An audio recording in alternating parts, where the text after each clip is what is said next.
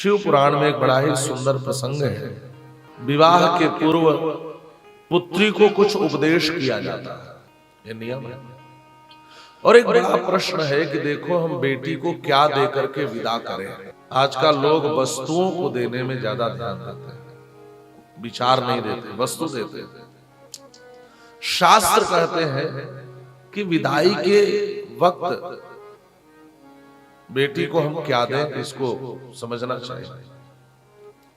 बहुत से लोग हैं जो सोफा सेट, टीवी सेट, बर्तन सेट, बहुत से सेट देकर भेजते हैं और बेटी का जीवन अपसेट रहता है। बहुत बड़े बड़े लोग कार देकर भेजते हैं।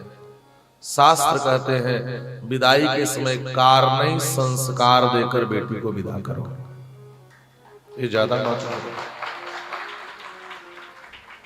आपने राम कथा में सुना होगा, मैया सुनैना ने क्या दिया। विदाई के वक्त श्री जानकी को सिखलाया है, बेटी इस घर को छोड़कर जा रही हो, तुम्हें वहां भी घर मिलेगा। मां को छोड़कर जा रही हो तो वहां सासू, पिता को छोड़कर जा रही हो तो वहां ससुर जी मिलेंगे पिता की तरह, वहां भी गुरु मिलेंगे, आचार्य मिलेंगे, श्रेष्ठ जन मिलेंगे, घर परिवार मिलेगा। बस याद रखना, वहां जा रही हो तो सेवा धर्म को जीवन में अपनाना, सासू माँ की, ससुर की सेवा करना, आचार्य गुरु की सेवा करना, उनकी आज्ञा का पालन करना, और पति को कहना न पड़े उसके रुख को समझकर उसकी आज्ञा को पूरा कर देना, ऐसे साथ निभाना। मां सुनैना ने भी यही सिखाया है, लिखा है मानसकार में। सास ससुर गुरु सेवा करे, सास ससुर गुरु सेवा करे, सास ससुर गुरु सेवा करे, सास ससुर सेवा करे, पति रूठ लगिया यस अनुसरे, पति रूठ लगिया यस अनुसरे।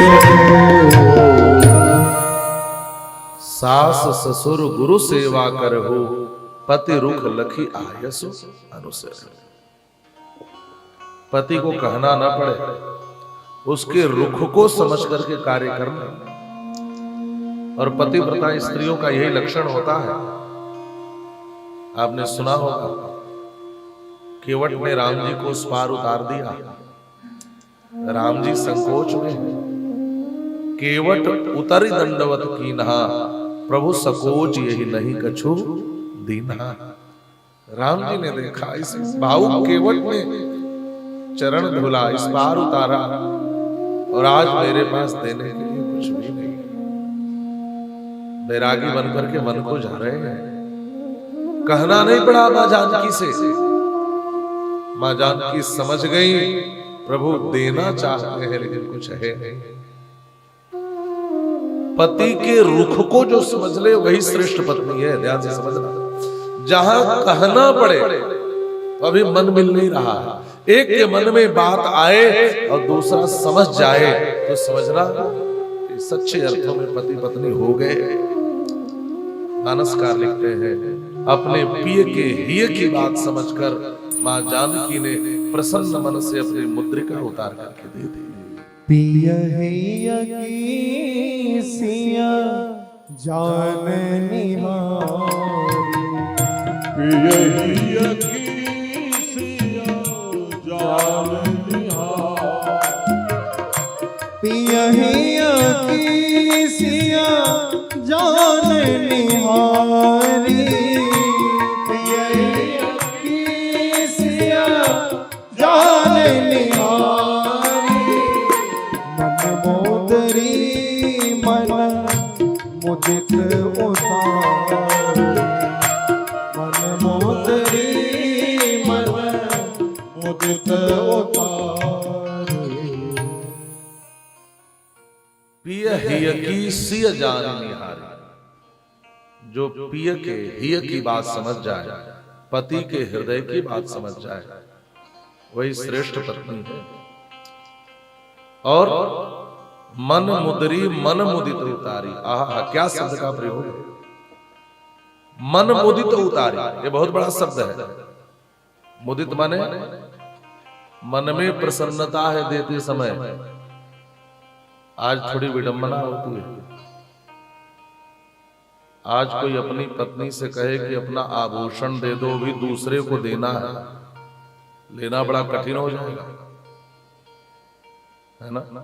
दूसरे को देना हो या कहकर ले तब तो लेना कठिन हो जाएगा। ऐसा नहीं है कि पत्नियां ऐसी नहीं है जो नहीं देंगी, देंगी।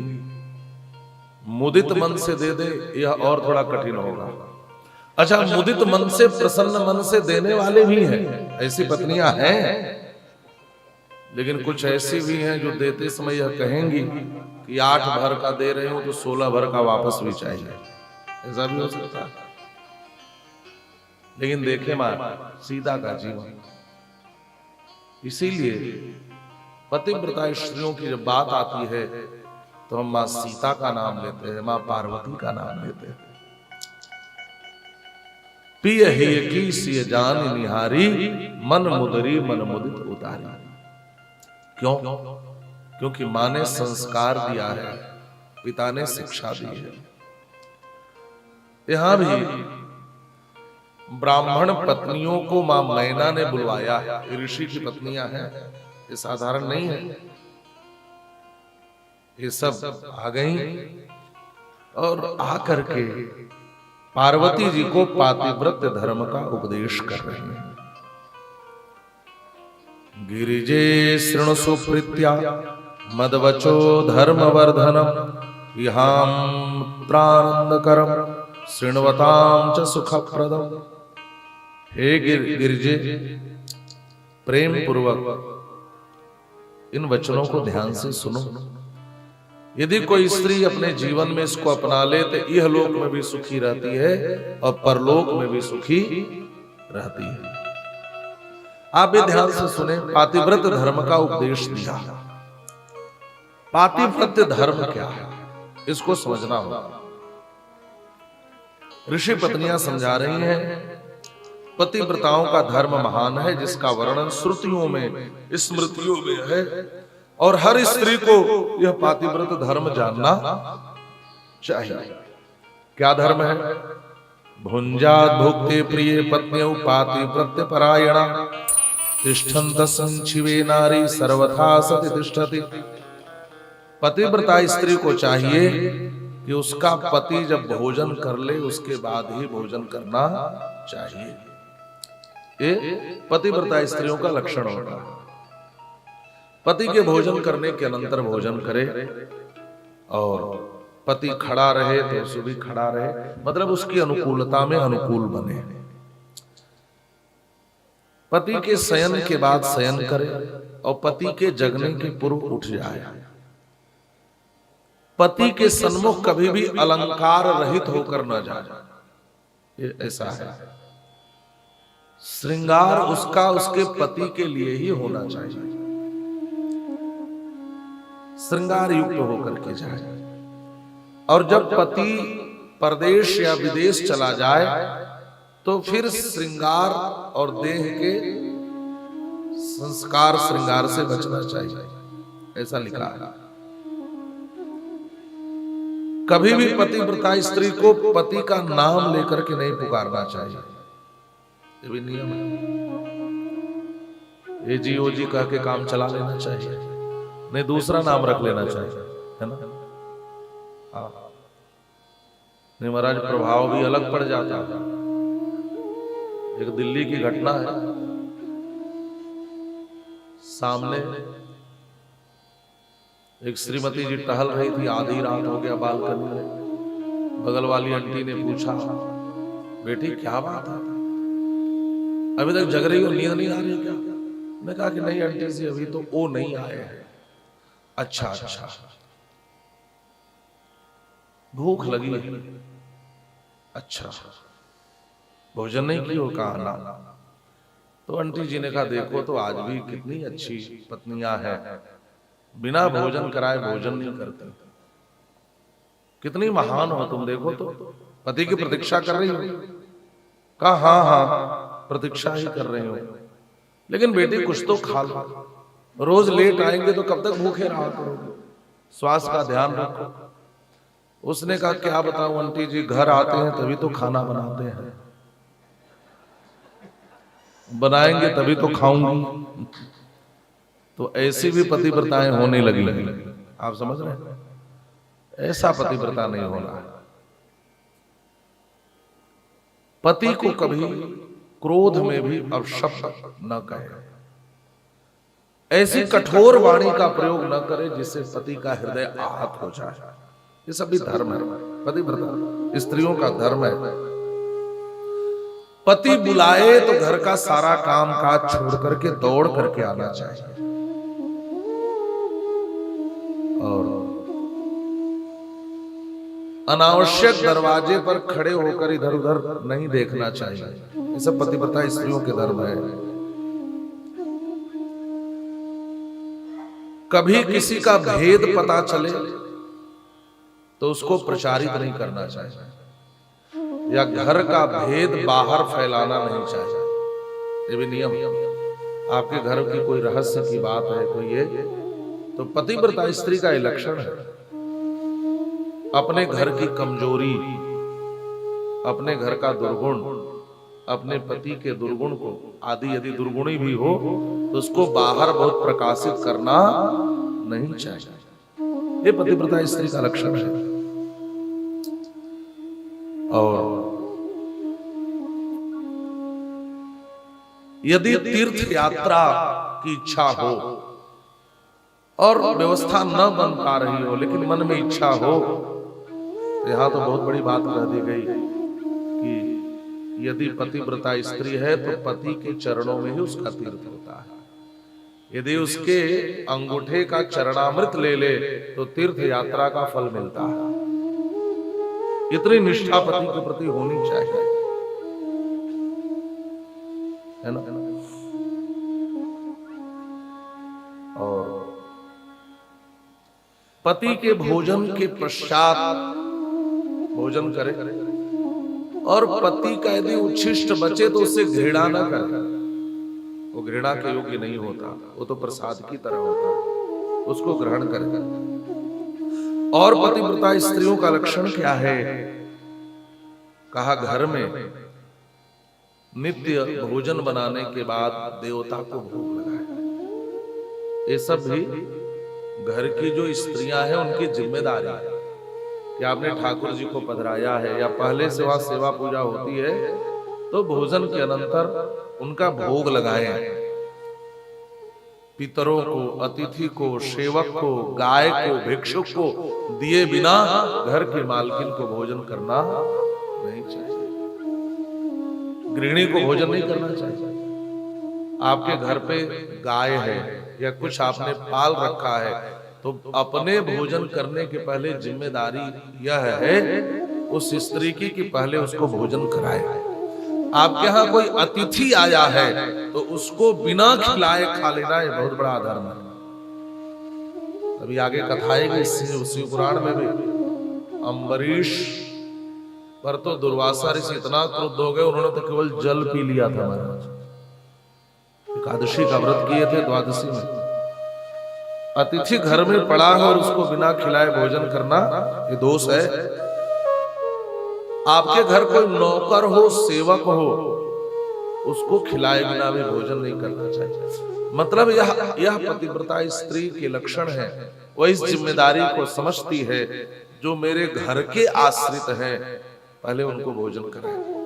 और वाल्मीकि रामायण में जब राम जी श्रृंगवेरपुर पहुंचे और निषाद राज जी कहते हैं प्रभु हम आपके भोजन के लिए कुछ लाना चाहते हैं, तो राम जी ने बड़ी सुंदर बात कही, मित्र ये जो घोड़े रथ में बंधे हैं ना, दिन भर मुझे लेकर दौड़े, मेरे पिता के बड़े प्रिय घोड़े हैं, पहले इनको कुछ खिलाओ, इनको खिला दोगे तो समझना राम का पेट भर गया। और घोड़े रोने लगे महाराज। वाल्मीकि रामायण पढ़ना, ऐसा स्वभाव राम जी का कि घोड़े भी प्रेम करते हैं। और घोड़ों का आप रुदन पढ़ ले वाल्मीकि रामायण में तो आपका हृदय फट जाएगा। तो ये भी एक महती जिम्मेवारी होती है कि जो आपके आश्रित है उसको भोजन देना भी आपका धर्म है। तो भोजन के पहले गाय को कुछ खिलाए, यदि घर में गाय है तो पहले उसको खिलाए, वो भूखे रहे, आप भोजन न करें। और घर की सामग्री को ठीक से रखना, घर को सजाकर रखना, यह भी पातिव्रत धर्म है। पति की आज्ञा के बिना कोई उपवास करना, कोई व्रत करना, झगड़ा करके कोई उपवास करना यह उचित नहीं है। उसको अनुकूल बनाकर, उसको समझाकर ही व्रत करना चाहिए, ये भी धर्म है। और क्लीबम वा दुर्वस्थम वा व्याधितम वृद्धमेव च। कुछ लोगों को पति नपुंसक मिल जाए, दुर्गति में पड़ा मिल जाए, बूढ़ा मिल जाए, रोगी मिल जाए, ये सब लिखा है, दुखी मिल जाए, तो भी उसका अपमान न करे। ये भी पतिव्रता स्त्री का धर्म है। ऋतु स्नान के पश्चात ही पति के पास जाना चाहिए। जब ऋतु काल चल रहा हो तो उसमें पति से दूर रहना चाहिए। यदि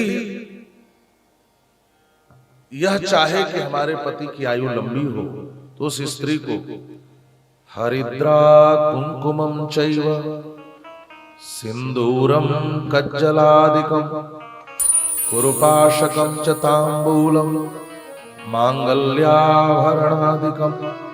केश संस्कार कवरी कर कर्णादिभूषणम भर्तु रायुष्यमिच्छन्ति दूरेण पतिव्रता।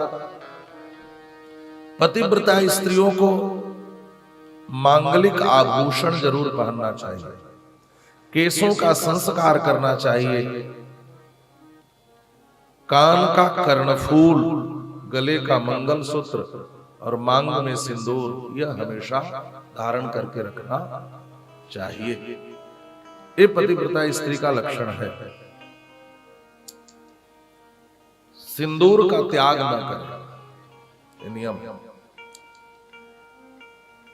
यदि पतिव्रता स्त्री इन सौभाग्य चिन्हों को हमेशा धारण करती हैं तो पति निरापद होता है और दीर्घ आयु वाला होता है।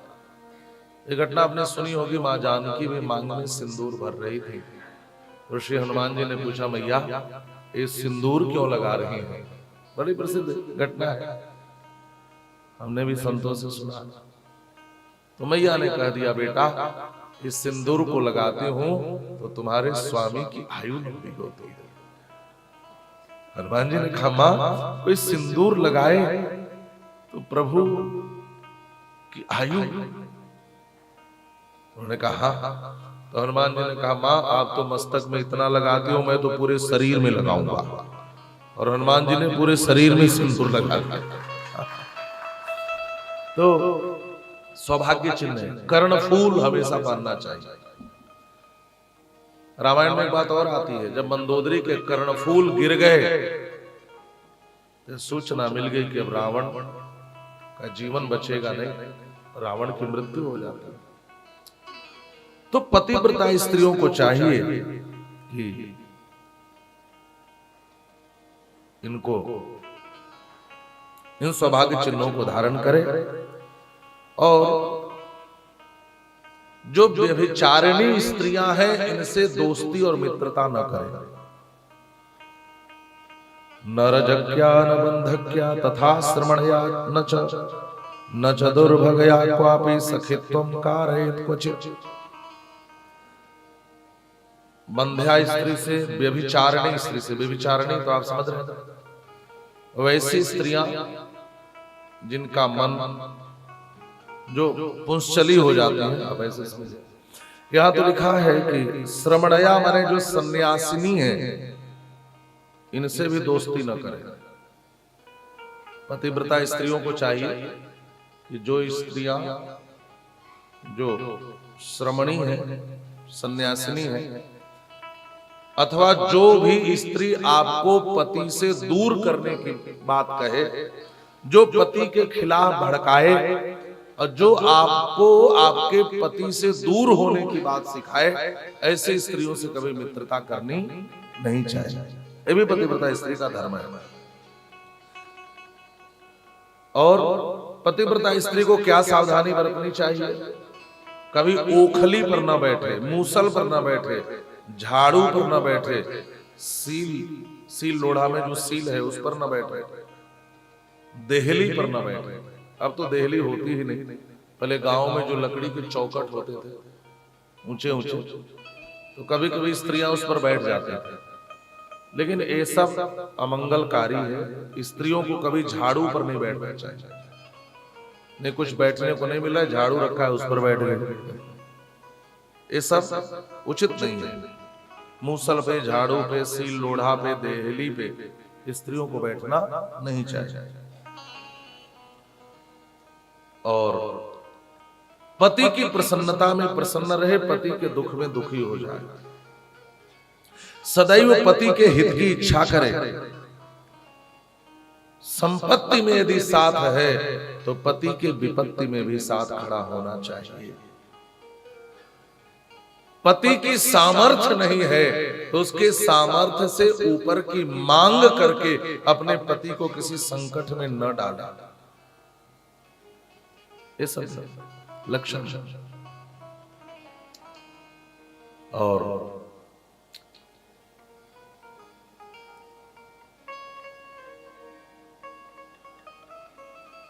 कलह से हमेशा बचे।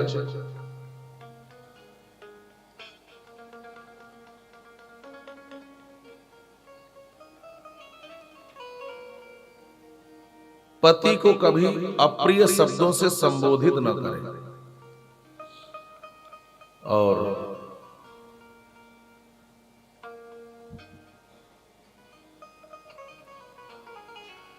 यदि कोई स्त्री इस पातिव्रत धर्म का पालन करती है तो उसका फल क्या होता है? का ऐसी पतिव्रता स्त्री यदि कहीं चरण रख दे तो वह पृथ्वी धाम की तरह हो जाती है, और ऐसी स्त्री जिस जल को छू ले वह जल पवित्र तीर्थ की तरह हो जाता है। पतिव्रतायास चरणों यत्र यत्र स्पृशेत भवम तत्र तत्र भवेत् साही पाप हंत्री सुपावनी। यहां पर ऋषि पत्नियां कहती हैं पार्वती जी से, बेटी भार्या मूलम गृहस्थस्य भार्या मूलम सुखस्य च भार्या धर्म फलावाप्ते भार्या संतान वृद्धये। भार्या ही गृहस्थ की मूल है, भार्या ही सुख का मूल है। घर वाली ही पति के लिए पूरा घर होती है। ध्यान से समझना। इसलिए संस्कृत में गृहिणी को ही गृह कहा गया। यदि आपके घर पे गृहिणी नहीं है, पत्नी नहीं है, तो घर घर ही नहीं है। एक पत्नी से ही घर घर बनता है। बिना पत्नी के हम उसे घर नहीं कह सकते, वो गृह कहा ही नहीं जाता। जैसे भागवती कथा आपने सुनी होगी, जब पृथ्वी रो रही थी कंस के अत्याचार से, देवता के पास गई। देवता ब्रह्मा भगवान शिव को लेकर क्षीर सागर में गए और भगवान विष्णु की पुरुष सूक्त से स्तुति गाई तो आकाशवाणी हुई। भगवान ने क्या कहा? वसुदेव गृहे साक्षात्, मैं वसुदेव गृह में जन्म लेकर आऊंगा और कंस का वध करूंगा। तो आप बताओ, भगवान कृष्ण का जन्म वसुदेव जी के घर में हुआ था। कथा सुनिए कि नहीं? आपने नहीं सुनी है भागवती कथा? वसुदेव जी तो कारागार में थे कंस के, जन्म तो वहां हुआ कन्हैया का। और यहां पर आकाशवाणी में भगवान ने क्या कहा? वसुदेव गृहे साक्षात्, मैं वसुदेव घर में जन्म लूंगा। तो यदि गृह का अर्थ घर करे तब तो बात झूठी हो जाएगी। तो यहां गृह का अर्थ क्या है? का गृहिणी गृहमुच्यते, पत्नी को संस्कृत में घर कहा जाता है, गृह कहा जाता है।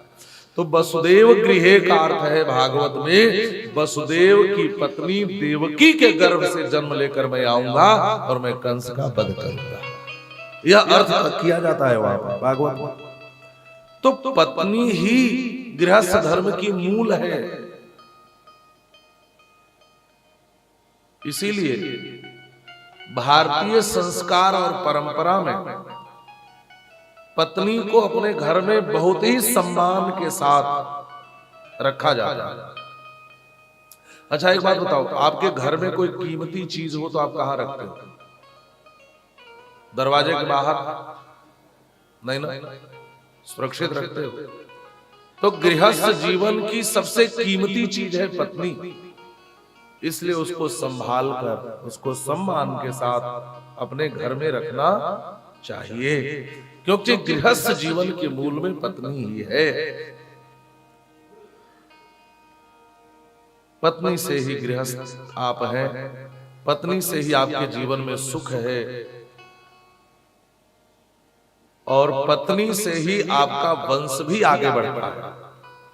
इसलिए एक बात यहां भी बताएगी, पुरुषों को पत्नी का संपूर्ण आदर करना चाहिए, और यदि उसकी पत्नी पतिव्रता है तो ऐसी पतिव्रता स्त्री के दर्शन मात्र से ही गंगा स्नान का फल प्राप्त होता है, ऐसा लिखा शिव पुराण में, ऐसा लिखा। कल से आप लोग ये मत कह देना कि गंगा नहाने मत जाओ,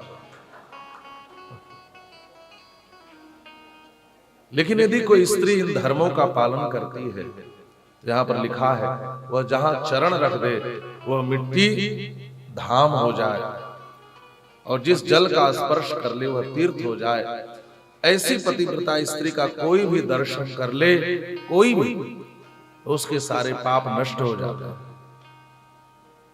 ऐसी स्त्रियां, माता अनुसूया की आप कथा सुनना, उन्होंने स्वतः चित्रकूट में गंगा को प्रकट किया है, मंदाकिनी गंगा को मां अनुसूया ने प्रकट किया है।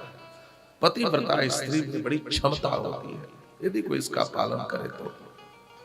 यहाँ पर लिखा है, यथा गंगा वगाहेन शरीरम पावनम भवेत् तथा पतिव्रताम दृष्ट्वा सकलम पावनम भवेत्। जैसे गंगा स्नान से शरीर पवित्र हो जाता है, ऐसे पतिव्रता स्त्री का यदि दर्शन हो जाए तो इस स्त्री के दर्शन से मात्र से हम पवित्र हो जाते हैं। गंगा और पतिव्रता स्त्री में कोई भेद नहीं है, ऐसा लिखा है। न गंगया तथा भेदो या नारी पति देवता। पतिव्रता स्त्री और गंगा में कोई भेद नहीं है। एक बात और है, स्त्री पुरुष मिलकर के ही पूर्ण होते हैं, ये अलग अलग दोनों अधूरे हैं। स्त्री भी अधूरी है और पुरुष भी अधूरा है, ये दोनों मिलकर के ही पूर्ण होते हैं। पति ओमकार है तो पति श्रुति है, ऋचाई। जो ओम है यह पति है तो वेद की ऋचा की तरह पत्नी है। पति तप है तो स्त्री क्षमा है, स्त्री सत्क्रिया है, पति उसका फल है। इस प्रकार पति पत्नी के मिलने से ही दाम्पत्य जीवन की पूर्ति होती है।